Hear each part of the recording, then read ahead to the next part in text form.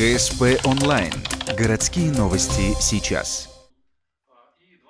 В администрации Ухты обсудили проект стратегии развития региона. На видеосвязь с Сыктывкаром вышли депутаты Госсовета от Ухты и представители СМИ. На совещании презентовали новую программу до 2035 года. Она получила название «Развивать то, что нам дорого». Так, в документе первой из перечисленных миссий Коми звучит фраза «стать регионом, имеющим значение для страны». Присутствующих это несколько удивило. По мнению ухтинцев, Коми является сырьевым субъектом и уже достаточно важна для федерации. Вызывают некоторое недоумение указанные стратегические цели. Например, стабилизация численности населения, создание комфортной жилой среды, рост инвестиционных вложений и развитие инфраструктуры.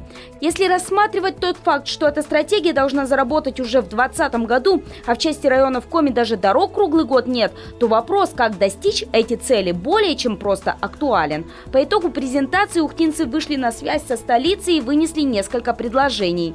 Крупные инвестпроекты должны быть в конкретике. Это будет ответ в том числе тем молодым людям, которые хотят работать и жить в республике. Это очень важно.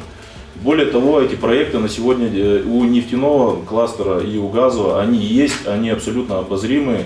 По мнению Александра Гайворонского, эти проекты понятны с точки зрения целевых поступлений в доходную часть бюджета региона и демонстрируют, какие именно средства можно использовать в развитии иных проектов, например, инфраструктуры, туризма, медицины и городской среды. Акцент на таких проектах поможет молодежи увидеть реальную перспективу развития Коми.